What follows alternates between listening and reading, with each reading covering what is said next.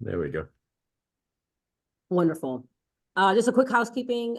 As you all know, we conduct anonymous surveys based on our talks. Don't worry, Dr. Chesler, not of you, of people's views on like on their engagement in the material. We know you'll be wonderful.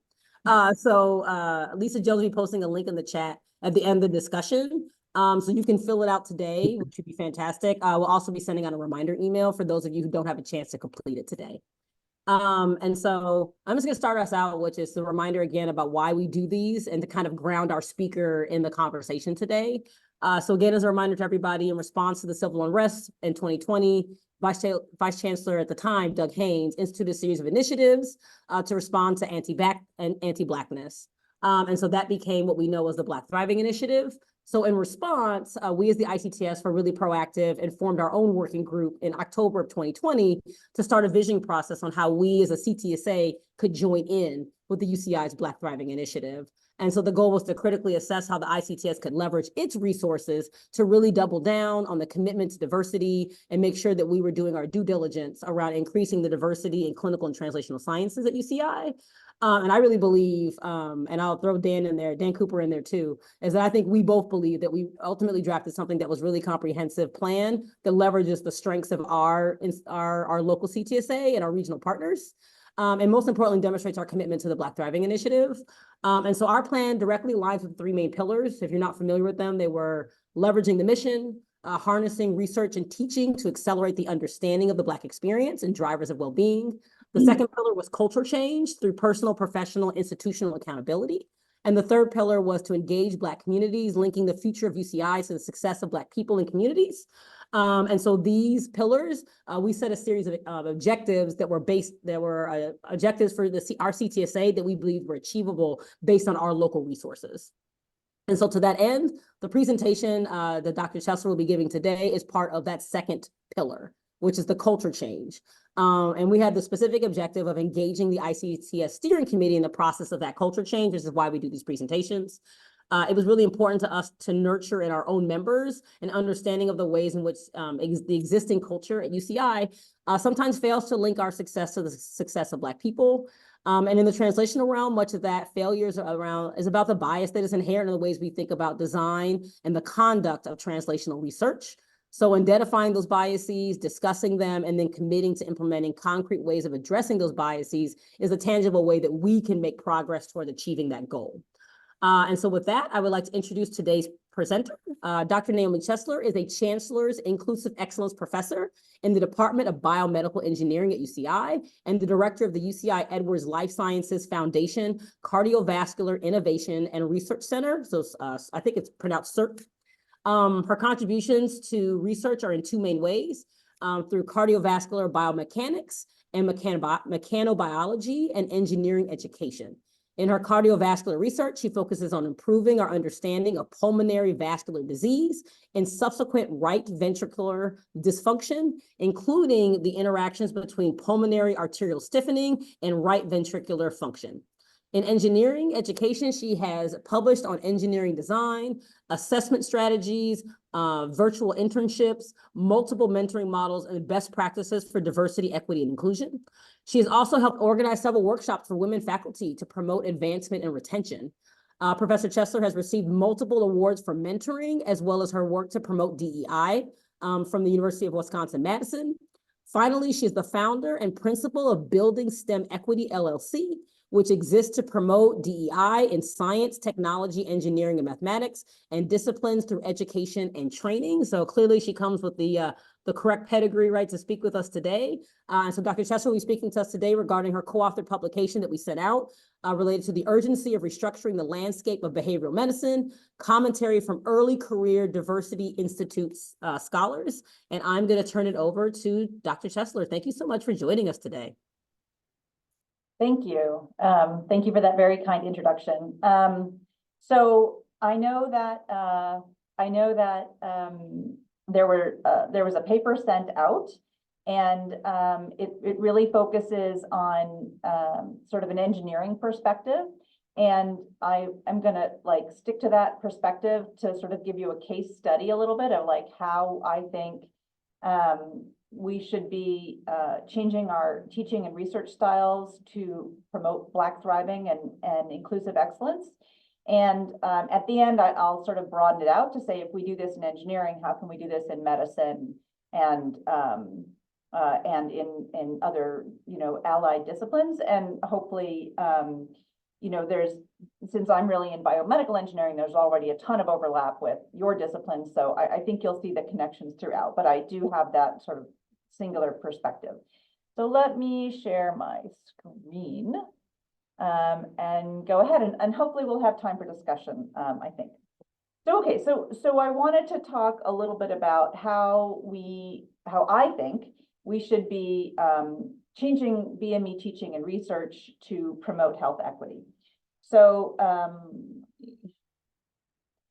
okay, so many of you know that engineering or biomedical engineering is the application of engineering principles to create understanding and approaches and technologies that improve health and healthcare. And when we train our students, we include coursework in math, physics, biology, physiology. We give practice in engineering design.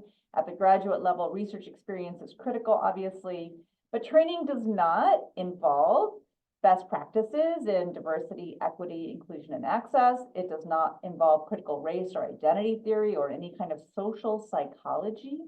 And it doesn't include anything really about healthcare and environmental policies, regulations, and laws. And so, you know, in our training, we really focus on the tools, but not so much the application. And in biomedical engineering, it's absolutely critical. I mean, I would argue that in all engineering, it's critical, but biomedical in particular, because our primary customer or client are people, and we need to know something about people to develop tools that work for them. And so if we look a little bit sideways, maybe I'll say, to social ecology, there is this framework of social ecology that considers how different spheres of influence affect people. And let's go into this a little bit more in detail. So at the core is the individual. An individual has thoughts and actions and identity, and that identity is influenced in part by demographic factors.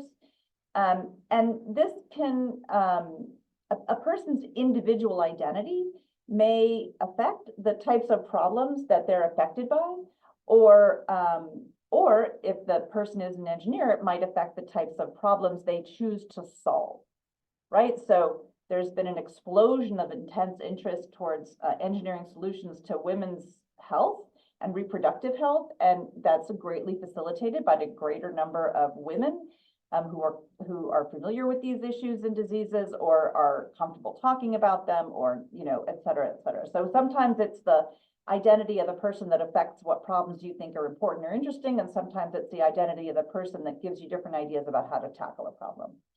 Then there's the interpersonal, so social networks, local power structures. This can affect how we approach problem solving. So who is part of our team? Who do we respect? Who do we look to for information? Then there's organizational. How do we envision access? Again, so these things all connect with each other. There's the community, and this is very important. I know that there's a lot of community participatory, I can't get the acronym, community-based research. Right, participatory research, and there's also this phrase I learned recently, helicopter research, where investigators will come into a community, try to test their solutions, and then leave again, right? And so that, you know, the question of how do you engage with the community is related to who is your community, and how do you relate to your community, and this affects how we test solutions. And then there's policies. And this, for engineers, this is related to who approves our solutions, who pays for them, what's the process there. So even though all of these levels, all these spheres of influence and levels of interaction affect biomedical engineering and how we both develop solutions and translate them into the community in these ways, we don't teach our students anything about these, and we barely give them practice in these domains. So stepping back a little bit, there's also this idea that that we all have, you know, very complex identities, and that and this is sort of it's called an identity wheel. It's also called a wheel of power and privilege. So if you can identify yourself on here, you can see ways in which your personality and your habits and your experiences and your position within organizations situate you as parts of groups or not parts of groups, and how that may influence the decisions that you make and the team members that you choose to work with. So I want to just give a couple examples now, and so I'll go from the ridiculous to the sublime here. So here's a video. Let's see if this works. So this is a hand of a Black person trying to get soap out of an airport bathroom, and he's having a lot of trouble getting soap. And then he says, "Hey, buddy, will you get me some soap?" So that's a white hand that has no trouble getting soap. Here's the Black hand, no soap.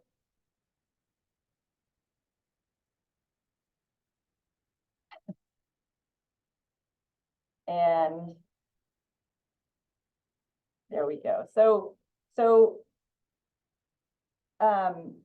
this is, whoops. This is the way it was in airports for a long time. Some of these have been fixed, some of these have not. It's kind of a ridiculous example, but Martin Luther King really said it best, I think, that when these problems affect human health, they really could not be more important, right? So there's all sorts of different ways that inequality can manifest, but inequality and injustice in healthcare is really shocking and inhuman. And this, of course, was, you know, nearly 60 years ago, and we're still struggling. So let's talk a little bit more specifically about cardiovascular disease, since that's the area in which I work, and we'll talk about all these sort of engineering principles as they apply to cardiovascular disease. So here's some data showing that age-adjusted total cardiovascular disease mortality rates vary significantly by race. And so here you see on the left, non-Hispanic Black mortality is quite a bit higher. It was quite a bit higher in 2008. It's still quite a bit higher in 2018 than other races: non-Hispanic, white, American, Indian, Alaskan Native, Hispanic, Asian Pacific Islander. So over a decade, there were drops in all of these mortality rates, but still non-Hispanic Blacks suffer the worst outcomes from cardiovascular disease. If we look at incidence of heart failure, then we have the same result. Black Americans have much worse heart failure than these other races. If we look at hypertension, we see that the proportion of adults diagnosed with hypertension is a greater proportion of these adults are Black than Hispanic or white or Asian, and more young people with hypertension are Black. Actually, more at every age are Black. So these are pretty stark statistics, and they really demonstrate, I think, significant health inequity. So defined by the CDC, health equity is a state in which everyone has a fair and just opportunity to attain their highest levels of health. And the CDC highlighted that this depends on identity as well as what we call social determinants of health. So let's just talk about that for a minute. So this is like a common representation of the social determinants of health. Economic stability, social and community context, neighborhood and environment, access to healthcare, and education are all what we call social determinants of health. Trying to kind of separate that a little bit from identity. And I think you can see this has a lot in common with this other framework, this social ecology framework of interconnected spheres. In particular, education maybe relates to individual, although it may also relate to organizational access, what you have access to.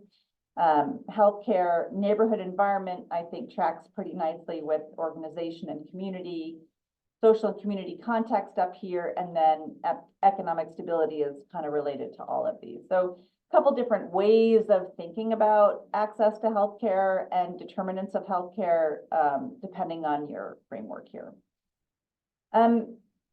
However, social determinants of health are not the only story here. So this was a recent study that I found really compelling. If you take a number of white and Black Americans and you score their number of adverse social determinants of health, so like let's say you've got very poor education but good economic stability. Maybe you have one adverse social determinants of health. Or let's say that you're poor and you live in a disadvantaged community and you don't have a high education, then you're over here on a number of social determinants of health. So at any score of social determinants of health, the Black Americans still had more uncontrolled blood pressure, right? So this tells you that even when you control for social determinants of health, there is a racial difference. And then some folks are going to say, oh, well, then it must be genetics, okay? And I like to provide the counter argument here that genetic diversity by population is greater within a given race than across races. Because remember, race is a social construct and it is different than ancestry. So here's a nice graphic, I think. So over here we have ancestry, so genetics on the left, and race on the right. And you can see that the white race is largely Western European, but not only. It's Eastern European, it's Scandinavian, it's Southern Europe, et cetera, et cetera. And the same is true for all these other races. I mean, Asian is this extraordinarily broad racial category that captures a number of different communities and cultures and genetics. And so it's not, so when we see data that is divided by race, one question is, was that self-identification? We're asking, I think, similar questions about gender these days. We need to disaggregate sex and gender.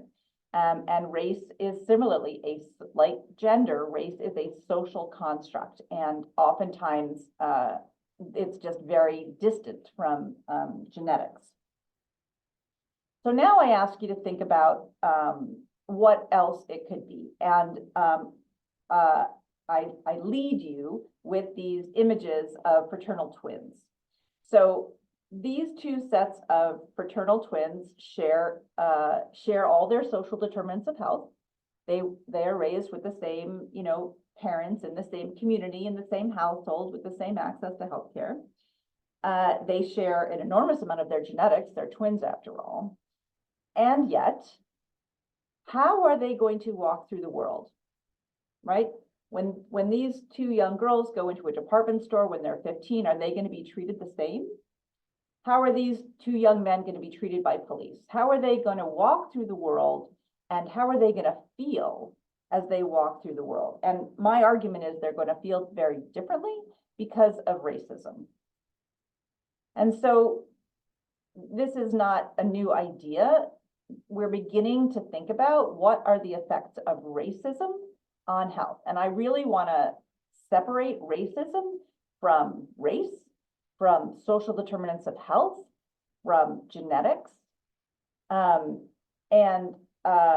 actually, there's probably a number of ways. We don't even need to say racism. We could just say discrimination, because there's a lot of ways, there's a lot of similarities between the ways that folks who are discriminated against are experiencing negative health effects.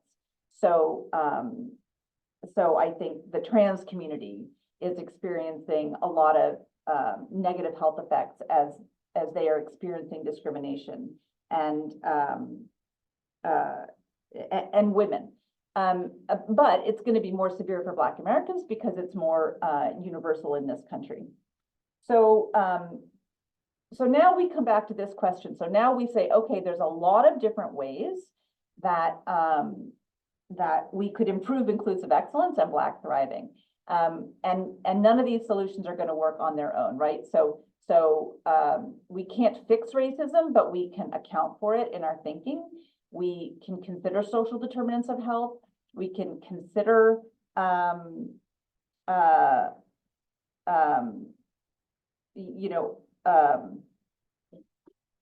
all the different interactions between these. And so we can teach our students to consider these things as well. And so we can think about, how does racism affect who approves our solutions, who pays for the solutions, how do we test solutions, how do we envision access, how do we approach problem solving, and which problems do we solve and who do they affect? Because racism is going to affect all of these questions. So biomedical engineering students contribute to devices. And now I want to talk a little bit about devices. Devices can have physical bias, and I'll talk about a little bit about that. They can have use bias, where they're used differently for people with different backgrounds. They can have interpretation bias, and they can have computational bias. So now we're really just going to talk about technology. So let's talk a little bit about physical bias. So I hope that everybody on this call is aware of the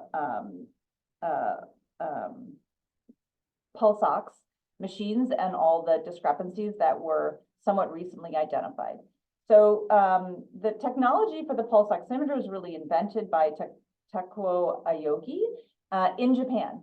And I am going to bet that he did some really good testing on diverse populations in Japan to develop this device, and created a lot of information about how to use these.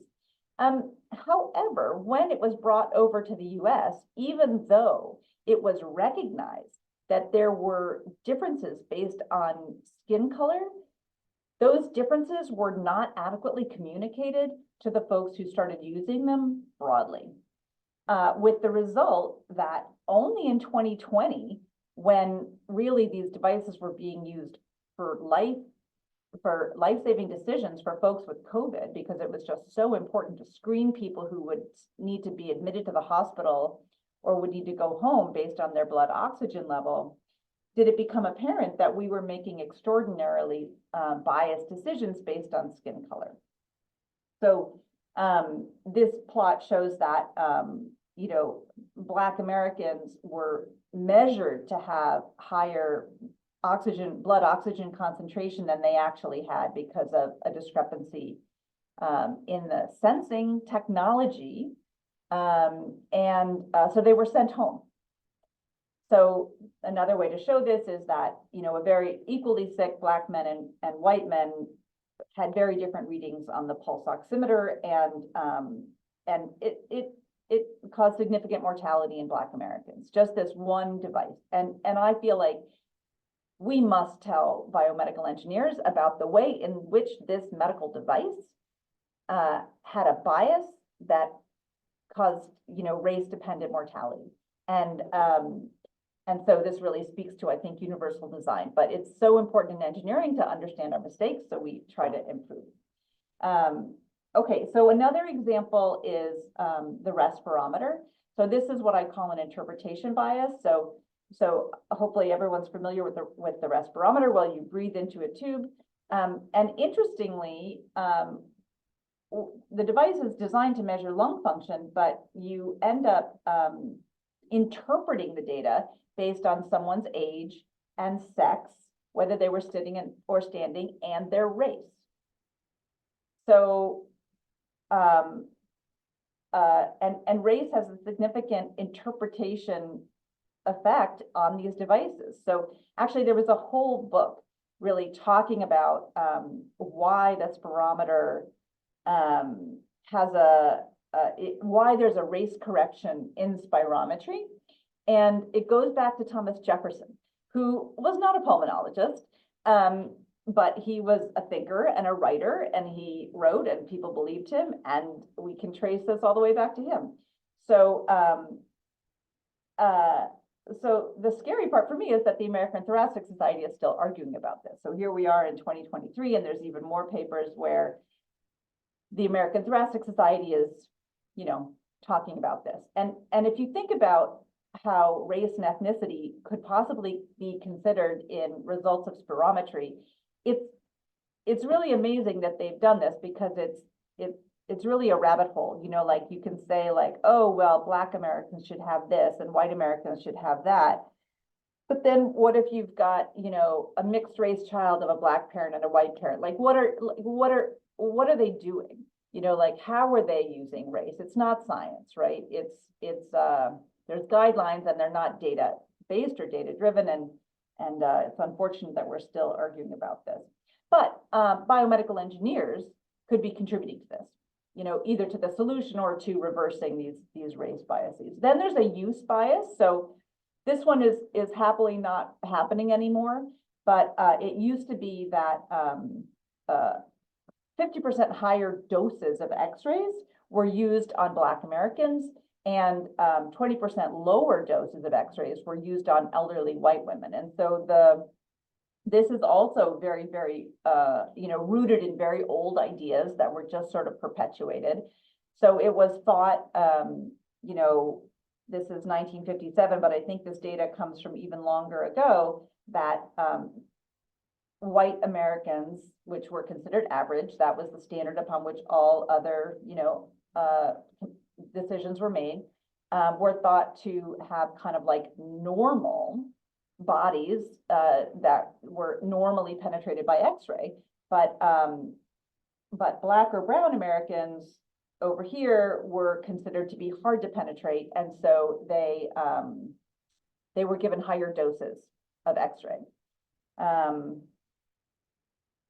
Similarly, so here again, this is very old language from an original citation, but back at this time, you can see that if you were a person of color, the exposure was increased. If you were an elderly person, the exposure was, and we have to assume this means elderly white person, the exposure was decreased. And the use of this technology was based on race and identity. So finally, there's the idea, there's the hope, I guess, that artificial intelligence will solve all of these bias problems, because artificial intelligences should not be biased. Unfortunately, that's not entirely true. So if you build your machine learning or your artificial intelligence protocol on an imbalanced data set, then you will get out a result with bias. And now there is some hope. So without artificial intelligence, 12% of Black children are offered opioids for appendicitis compared to 33% of white children. So there's a significant race bias in the delivery of pain-killing medications by physicians, right? Which is obviously, we either call it bias or racism. And AI can address this. Okay, so AI can fix that problem. So algorithmic predictions accounted for almost 5 times more of the racial disparities in pain relative to standard measures. So an algorithm can account for racial disparities in pain and correct those, at least in this study. But other algorithms are not, do not eliminate bias. So for example, there was a study that showed that Black patients who are considerably sicker than white patients were given the same risk score. And the reason that this bias persisted in the algorithm is that the risk scores were based on past healthcare spending, and past healthcare spending is biased by race, and so the result is biased on race. And so what you need is to have people building the algorithms who understand the ways in which the data that they put into the algorithm or the links that they put in the algorithm are connected. Okay, so if our designer or computer scientist thinks that these are all, you know, independent variables, then there's going to be bias in the result. So obviously we have to educate our workforce about these issues if we're going to get rid of the consequences for healthcare. Okay, so this I think was the article that I sent out. And this was written by Gilda Ambarabino and Harriet Nemhard, both engineers. Gilda is a biomedical engineer. Harriet is a systems engineer. And Harriet actually is the, actually they're both right now university presidents. So Harriet Nemhard just started as the president of Harvey Mudd College. just a little bit north of us, I think almost a year ago. And Gilda Barabino is the president of Olin College in Massachusetts. So they published this lovely article on a systems engineering approach to equitable healthcare solutions. And so I hope I've motivated most of this here, but there exists racial bias in society. This affects the ability of healthcare providers to deliver fair healthcare. That affects patients' health status, and that affects the need for healthcare interventions, and the need for healthcare interventions drives the ability of fair medical devices. It's also true that racial bias drives the knowledge of the current reality of racial bias and should drive government policies to reduce racism in public health, which, if those existed, would drive equity-driven healthcare markets. So this is really aspirational, that the more racial bias exists, the more it's incumbent upon us to be aware of it and to really educate our students about it. And then for engineers in particular, we need engineering education to reduce racism in medical device design, medical delivery. And I think, for this link, this could be any discipline, right? This could be medical training. This could be nursing training, pharmacology training, any training and education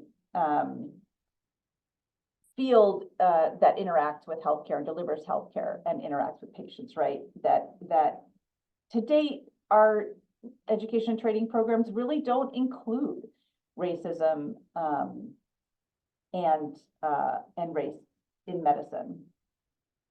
So I come back to this because I want us to think about the sort of points at which we can take action and be effective, and think about, in our own work, which problems do we choose to solve? Who do they affect? And how does that influence which problems we choose to solve?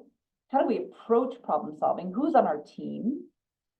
How do we think about access if we want to translate our device? If we want to make it available, is it economically driven? Is it a $3 million device that only a few people have access to, or is it a $1 device that we can provide to a lot of people? How do we approach testing? And then how do we think about approval and reimbursement? And so really, I just asked the same question for the ICTS. What is, and I add, I guess, the role of AI and machine learning and equity and translation to healthcare practice. So I think that is my last slide. And so I would love to open this up for discussion here.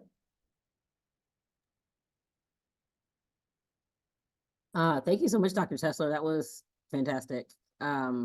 I will get us off and going with questions because I actually have one. So I've actually had this conversation around the pulse oximeters with some of my colleagues over the years, right, as an example of the type of bias that you talk about in racism and medical technology. And I guess my question has always been, like, now that we know that this is an issue and there's a bias, right, kind of thinking about your system engineering lens, like, I guess the question was, like, why do we still use them, right? Like, because I don't see, like, my kids go to the doctor, and I'm a Black American, my kids are Black children, right? And they still take pulse oximeters. Like, we know that they're biased, but, like, nobody talks about it. And there's no, like, there appears to be no modification to, like, medical practice. So it's kind of, like, baffling to me, like, how we know this, but don't seem to be doing anything about it. Well, so I will say that with pulse oximeters, not all devices have that bias. So there are different technologies out there. And like, I've had this conversation with Edwards Lifesciences folks, and their pulse oximeter does not have a race bias. And I think Masimo's device also does not have a race bias. So there are enough differences in technology, that it's not universal. Now, but I don't know whether the ones that have significant race bias have been pulled from the market. I mean, yeah, it's a good question. And I guess what I would, if I were you, I would look up exactly which ones don't have a race bias and just keep an eye on it. And I should do that for myself. But that's another question about regulatory. Like, how is our government working to ensure that that those devices, I mean, the FDA should be pulling all the ones with race bias off the market. Or not reimbursing doctors who use the race bias ones, right? Like that would be the way that our government would work. If you find a technology that's quote unquote, that's dangerous, then you pull it off the market. I don't actually know whether that has happened. Just to say that we're in discussions with Massimo actually, because they're interested in creating a kind of a normative lab for pulse ox, and I was pleasantly surprised with their leaders and how attuned they are to this issue, and they have a relatively diverse leadership, and they're very engaged in this conversation. So it's really top of mind. I mean, Dan, you were part of these discussions, so I just wanted to say that it's. I think they're based in Orange County, or so they're well attuned. Dan, you have a question? Yeah, just a comment and some questions. First of all, Naomi, thank you so much. These are really critically important issues. Just some comments. So, we're experiencing some really interesting times. And one of the points that you made about things like race as social constructs. So we're looking at this resurgence of anti-Semitism right now. And that's an example, unfortunately, where it's a social construct. And, we don't have to go back too many years where people had terrible fates because they were assigned and called Jewish. And we're seeing that in a couple of days. And one of the things that I have so enjoyed in working with Joni and Candace and Doug Haynes, notice the title. It's the Black Thriving Initiative. It's thriving. It's flourishing. It's growing. It's doing well. And, the problem is we can always fall into this pit of just being constantly angry. And, every time you find, for example, this issue about, the hand washing and the pulse oximetry, you can get really pissed off. Or you can say, like you are, Naomi, let's solve this problem, damn it. Let's figure out a way to make this go away. Let's not. And then it becomes an actually interesting engineering problem as well. Like, how do we create, and Shruti Gohill, who was one of our RC2 grants, wrote this beautiful grant, and she's doing this project trying to look at AI images of wounds and IV sites to see if they're getting infected. And this could be a home monitoring. And of course, one of the major thrusts of her grant was, well, how do we deal with people with different skin colors, right? Because blushing, redness, these are things that you would normally use, and we've got to be smart. So I love this, again, to emphasize this concept of working with Joni and this group along that. I do want you to comment on this, though. Sometimes there's the other side of the coin. For example, with BMI. So there is a sort of now, almost you'll find in some corners, a reflex against body mass index. And people say, let's throw out the BMI. And we've seen this in school fitness where let's not measure height and weight in children because it's inherently racist or whatever. I just would like your comments on that. If you have a well-designed scale and a well-designed stadiometer, the numbers are fine. And you pointed this out. It's how we use the information.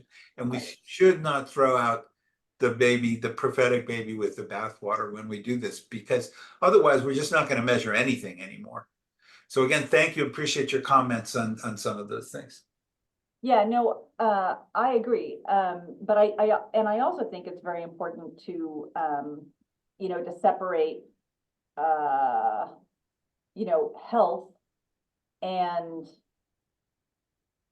I don't know what, like attractiveness, I mean, some of the problems with the BMI is there's a lot of I think shame around obesity, which is not related to the fact that obesity is bad for your health, right? So as people in the medical field, we need to be concerned with people's health, and obesity is bad for your health.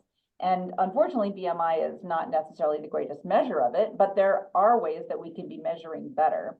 And if there is a correlation between obesity and race, then it's, you know, it's incumbent upon us to dig deep into the reasons for that, which are going to be multifactorial and are going to have solutions that are multifactorial and need to be put into a community context, et cetera, et cetera. So, so yeah, I think that's another place where, you know, we need to be careful about the data that we use. And I think that, you know, like you even said, normal, right? Like, we got to be very careful about normal, right? Like there is, like, I don't know what normal is. I remember, you know, when my kids were young and we were plotting them on that growth chart, and some of the kids were off the growth chart, and the doctor was like, oh, don't worry, these are bottle-fed babies from the Midwest. And I'm like, what? You know, like, Well, Nobi, why is this normal? you remember Prairie Home Companion, all of our kids are above normal, so, you know. So, I mean, we have these like ideas, and I will say we're teaching them to our students who are biomedical engineering, saying this is normal, but the data are not from a representative population. So, you know, it's just really everywhere. And I agree with you about Black thriving. I think that the verbiage is so important. And it's not Black thriving at the expense of someone else, right? It's just Black thriving, and we should all be working for it. And that's the same thing I want to try to say to my students is like, you know, you will be a better biomedical engineer if you are aware of these factors that influence health and influence the success of your devices. I'm not teaching this to you because I'm trying to make you social justice warriors. I'm teaching this to you because it affects your success as a biomedical engineer. And it's incumbent upon all of us to do that work. And it's not because of my identity as a white woman or whatever, right? It's like, this is the way to do the work better. So, I mean, secretly, it'd be great if everyone's a social justice warrior, but that's not my job, right? My job is to teach engineers and teach them to be successful engineers. So anyway, Donovan. Yes, no, thank you so much, Dr. Chesler, for a wonderful presentation. So one thing that's really apparent is that there is definitely research interest and there's community engagement in trying to solve these problems. But my question is, how can we then take this and using a systems approach, tackling it at different levels, make this something that can translate into improved healthcare practice?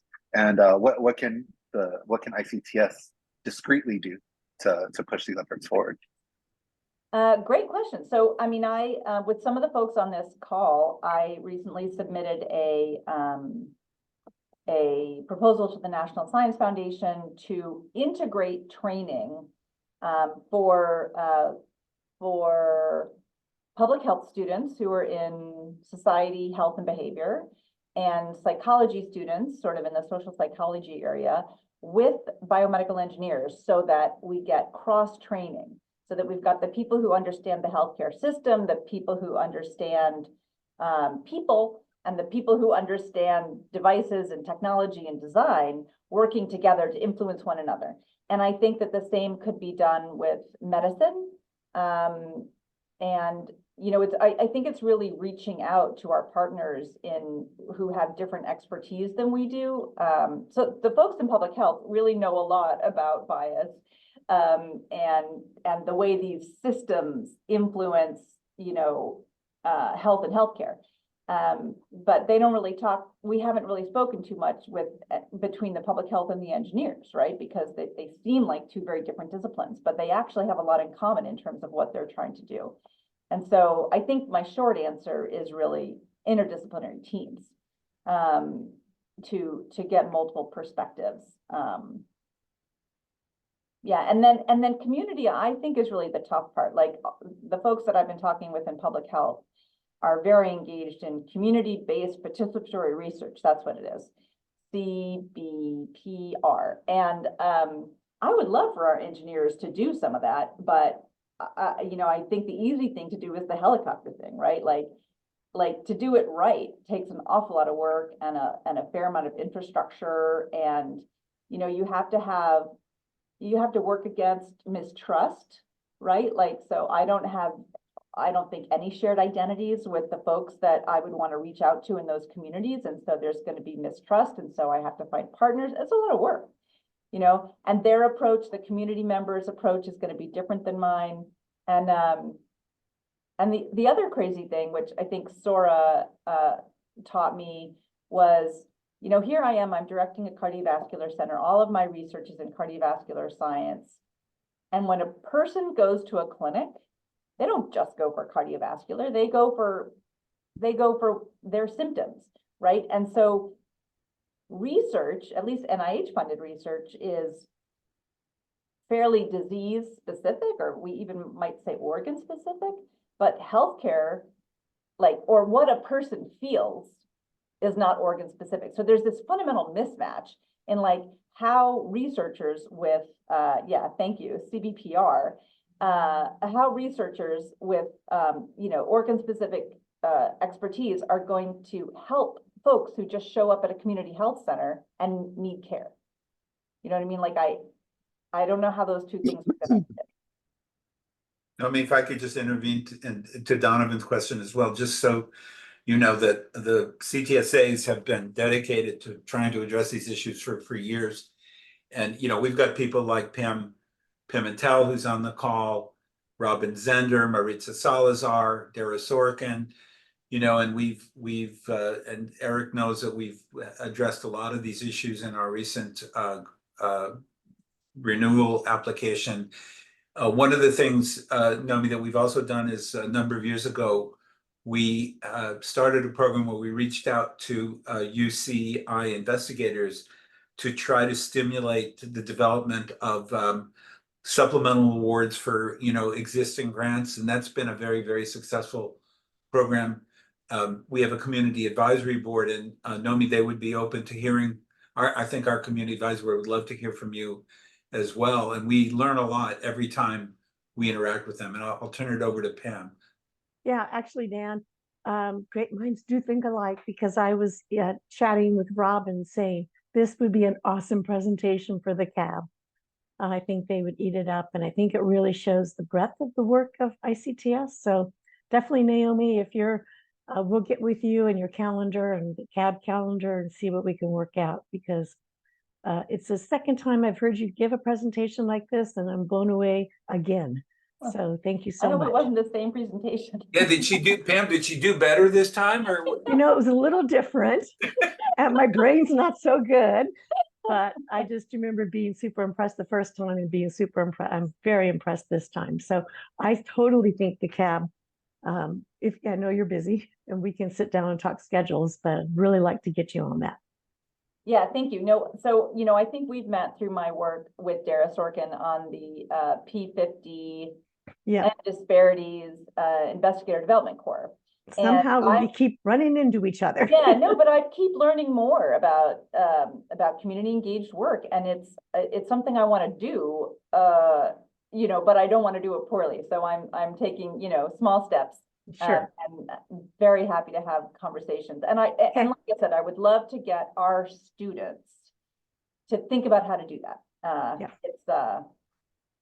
Yeah, I think it would be great. I think that's what we need to be doing. You know, the CAB consists of, I can't remember if it's 11 or 13, but all community leaders, all walks of life, very racially diverse as well as socially diverse. So I think they would be able to give input, and I just think that this is on that outer layer of the community. This would be a chance to bring that layer into your conversation. Oh, great, thank you. Sure. Happy to give people more work. And I think Jalen had a question, looks like. Yeah, I do. Hi, Dr. Chesler. Great presentation. My name's Jalen. I work with the Bird unit here. So I'm mostly interested in like AI use and machine learning evaluations of these medical devices. And recently the FDA had like created a commitment to a plan to evaluate the use of AI and machine learning in medical devices, and with the goal of identifying and eliminating biases in real world data. Have you seen like useful or novel applications of AI in this space? And do you like have any like preliminary concerns about sort of like this approach towards AI and medical devices? Well, so, you know, I showed, thank you for your question. I showed some information from, I'm trying to find the source of this thing. I didn't do a good job citing my sources, but it was the National NIHCM Foundation. Let me just put that in the chat. The NIHCM Foundation. And I don't, so AI is not my area, or machine learning. And so I haven't done very much about it. I mean, I do know that, you know, places like All of Us are trying to recruit a diverse cohort. I mean, it's the same problem we have everywhere, right? Like if we don't have diverse cohorts for clinical trials, then we're not going to get data that are applicable to a diverse population, right? And the same with capturing other kinds of information that we then try to train, you know, machine learning on, et cetera, et cetera. So I think what I would do would be to say there's people who focus on AI who are doing this kind of work. I am interested in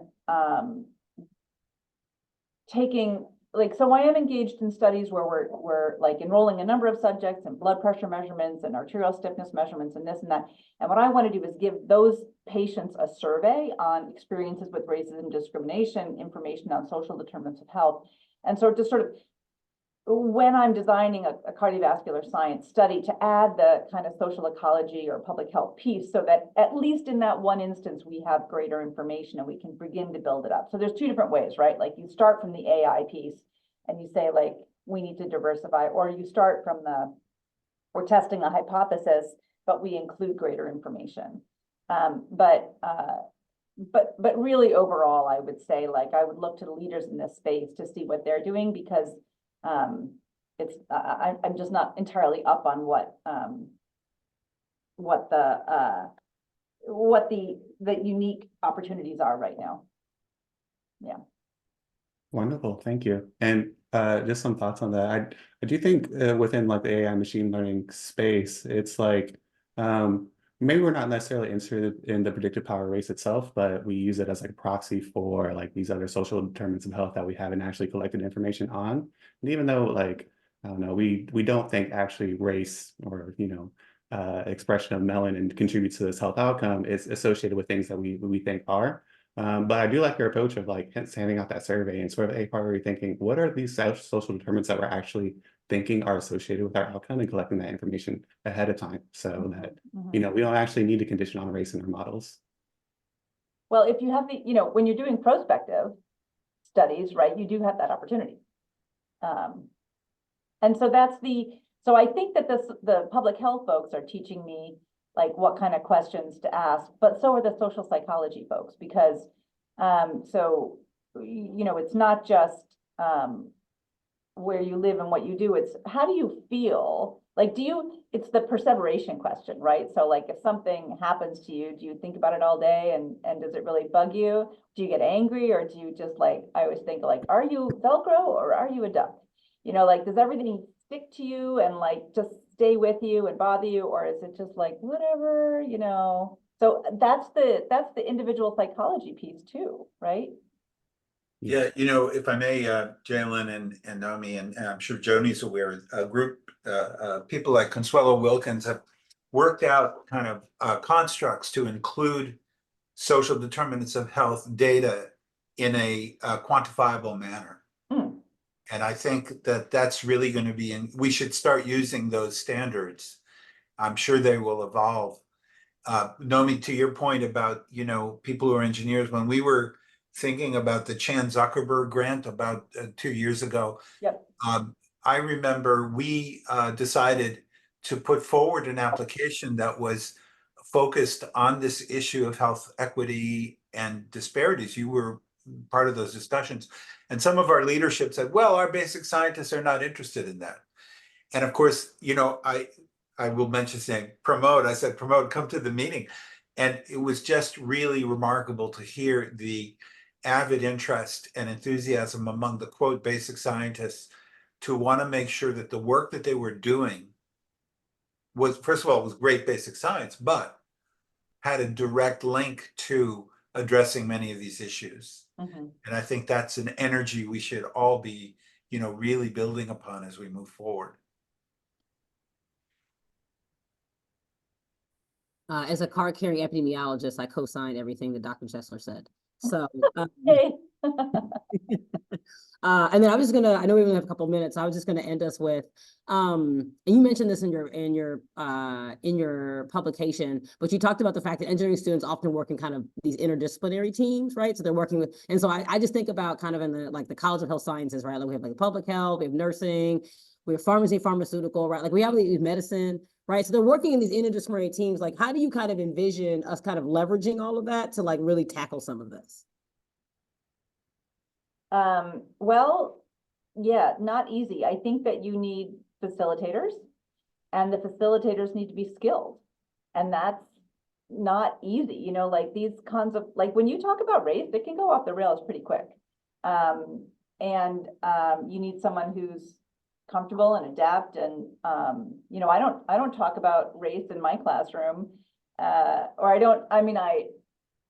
well, actually, that's true. I don't, because I'm teaching fluid mechanics right now, I should just say. I don't, but I do talk about it in design, because, and then we're not talking about,